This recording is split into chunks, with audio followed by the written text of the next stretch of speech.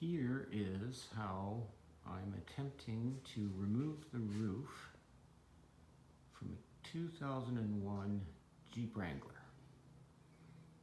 There's the Jeep with the roof off. So you can see I'm using Jeep branded roof racks. I have this ratchet strap wrapped around the roof rack. The only reason for that is because otherwise the ratchet is hard to reach. I could have used one of these, but like I said, then that ratchet was too far up. Basically, I've got 4 major screws. These are not just deck screws. They are pretty serious screws that require pre-drilling. Holding a piece of, I don't know, I want to call it angle iron. It's the same sort of thing you use to mount a garage door opener or something like that. Had a leftover piece. Put a couple of those chain links, the ones that open, in there. Now, what you can see from the way this is sitting, that the majority of the weight is being carried by the rear rack here. It turns out that these roofs weigh a lot more at the back here than they do at the front. The center of gravity, you can tell from the way those straps are angled, is probably around the middle of the rear window. The measurements are this point here of the roof rack is 13 inches from the edge of the drip ridge. And I've got it 32 inches from here to here, and that's because it fits, that's what fits roof box that I have for it. So far it seems to be holding. I understand the roof racks are good for 200 pounds, and they be saying out there that the roof weighs 150 pounds. So I thought I'd give it a try.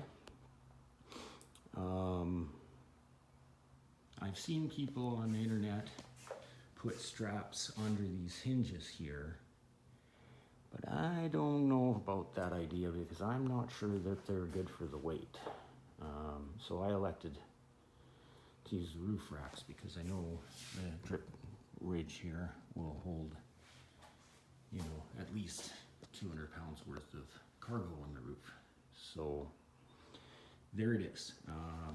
When experimenting with how to get that up, decided that you really don't want to do much more than you have to in terms of this distance here, because if you get it on too much of an angle, then you can do what I did here and scuff the paint. Don't scuff your paint.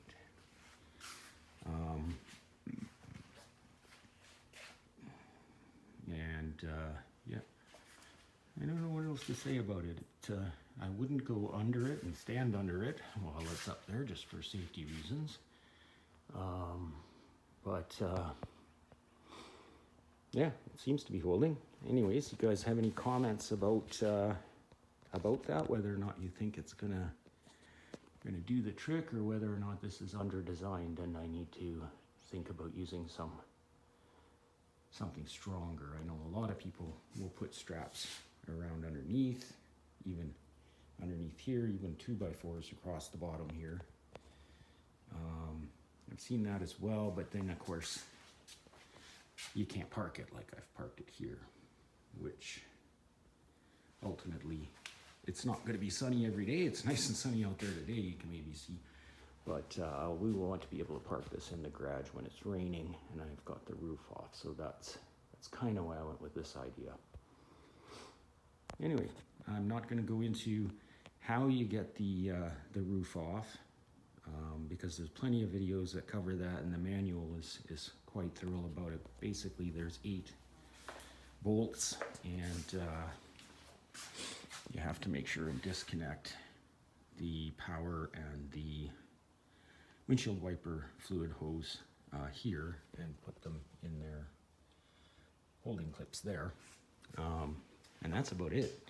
Actually, to getting it loose, at that point, if you had two guys, you could probably just lift it off if you're storing it on the ground somewhere. But I was hoping to be able to do it by myself, and by putting it here, it's really not taking up a lot of room in the garage that the Jeep wouldn't already be taking up when it's parked. All right, that's all for now. Thanks. Bye.